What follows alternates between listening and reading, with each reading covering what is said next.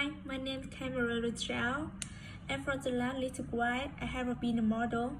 Actually, for 10 years, I feel like there's an uncomfortable tension in the room right now, because I should not have worn this dress. So luckily, I brought an outfit change. This is the first outfit change on the test that. So you guys are pretty lucky to witness it, I think.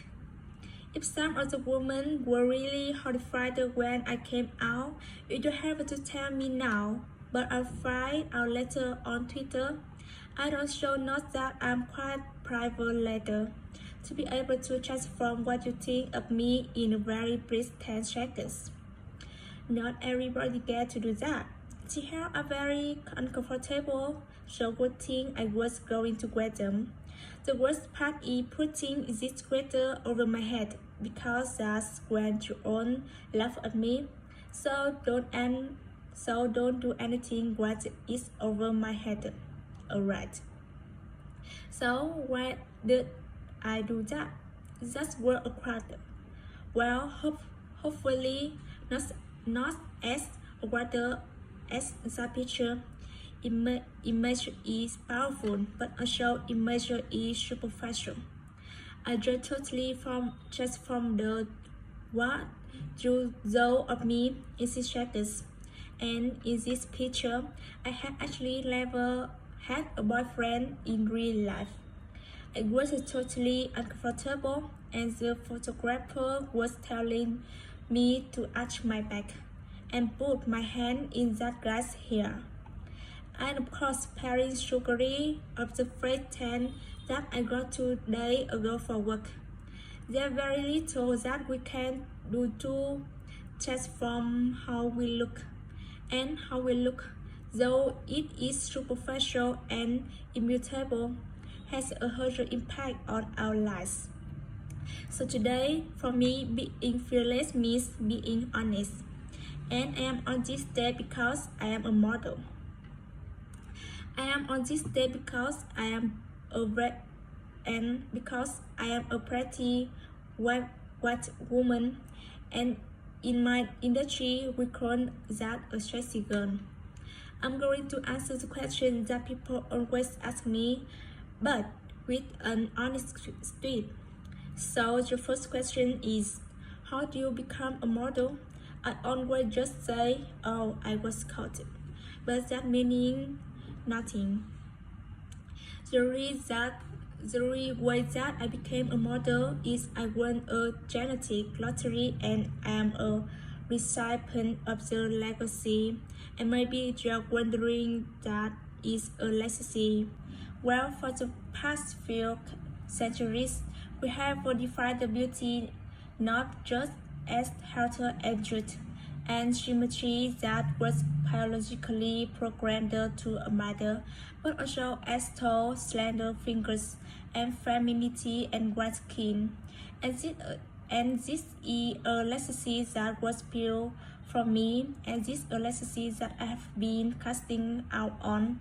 And I know there are people in the audience who are skeptical at this point, and maybe there are some fashioners who are like West Nami, Tira, Josh Moss, Lil West. And first, I commend you on your model knowledge, very impressive.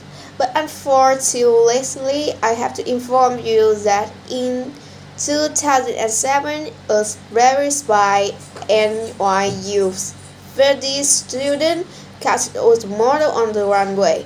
Every single one that was hired. And of the 677 models that were hired, only 27 or less than 4% were non-white. The next question we will always ask is, can I be a model when I grow up? And the first answer is, I don't know, they don't put me in charge of that. But the second answer, and what I really want to say to this little girl is, why? You can be anything. You could be the president of the United States, or the inventor of the next internet, or a ninja cardiothoracic surgeon both we could be awesome because you would be the first one. If after the amazing list they still are like, no, no, Cameron, I want to be a model, well, then I say, be my boss. Because I'm not in charge of anything, and you could be the editor in chief of American Vogue, or the CEO of H&M, or the next Steven Meisel. Saying that you want to be a model when you grow up is asking to saying that you want to win the Powerball when you grow up. It's out of your control and is awesome and is not a career path. I will demonstrate for you now 10 years of accumulated model knowledge because unlike cardiothoracic surgeon, it can just be distilled right now. So if the photographer is right there, the light is right there, like a nice HMI, and the silence say, I want to a walking shot. This leg go first, nice and long. The arm go back, the arm goes forward. The head is a 3/4 and you just go back and forth. Just do that and then you look back in your imaginary friends. 300, 400, 500 times. It will look something like this. Hopefully less artwork than that. One is the model. That's where I don't know what happened there. Unfortunately, after you've gone to school and you have resumed and you done a few jobs and you can't say anything anymore. So if you say you want to be the president of the United States, but your resume read underwear model 10 years, it will give you a funny look. The next question is, do they retouch all the photo? And yeah, they pretty much retouch on the photo, but that's only a small component of what's happening. This picture is the very first picture that I ever looked, and it's also the very first time that I had worn a bikini and I didn't even have my braids yet. I know we're getting personal, but I was a young girl. This is what I looked like with my grandma just a few months earlier. Hear me on the same day as this shoot. My friend got to come. Hear me at a slumber party a few days before I chose French Vogue. Hear me on the soccer team and in V magazine, and hear me today. And I hope what you're saying is that this picture is not picture of me. They are construction and they are constructions by a group of professionals by hair stylists and makeup artists and photographers and stylists and all of their assistants and pre-production and post-production and they build this. That's not me. Okay, so the next question people always ask me is, do you get free stuff? I do have too many in here which I never get to wear, except for earlier. But the free stuff that I get is the free stuff that I get in real life, and that's what we don't like to talk about. I grew up in Cambridge, and one time I went into a store and I forgot my money, and they give me the dress for free.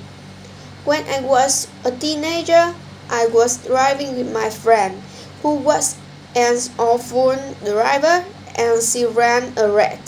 And of course, we got pulled over, and all it took was a sorry officer, and we were on our way. We got pulled over and we took was sorry officer, and we go on our way. and I got this free thing because of how I look, not who I am, and there are people paying the cost for how they look and not who they are. I live in New York, and last year 140,000 teenagers are stopped and frisked.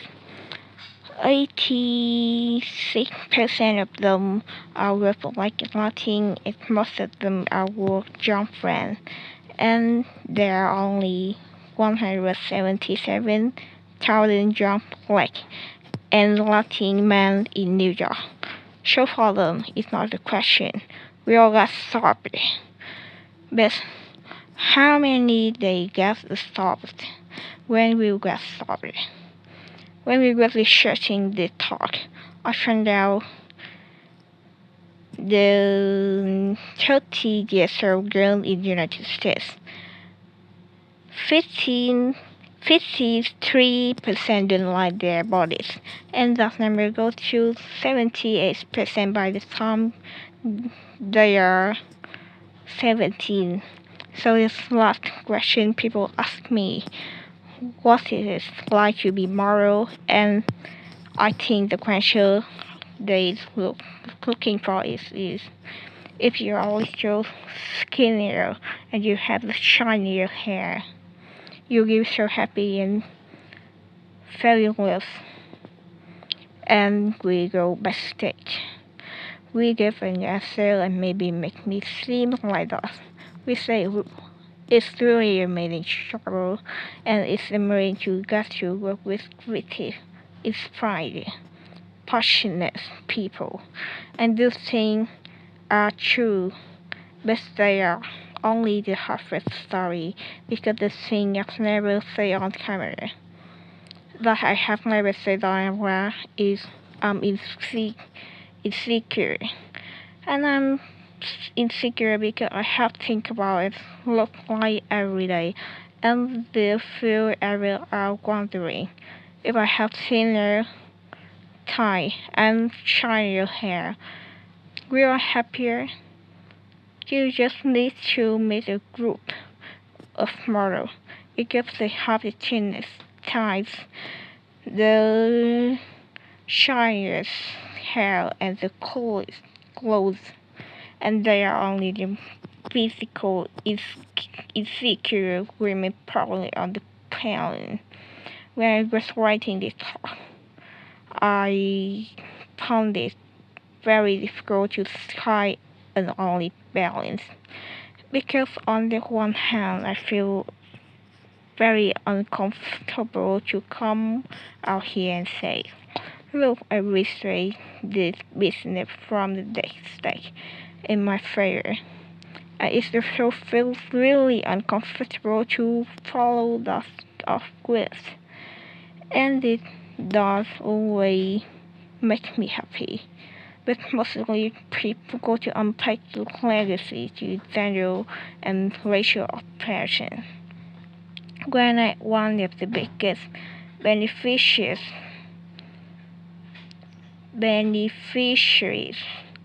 but I'm also happy and honored to be up here.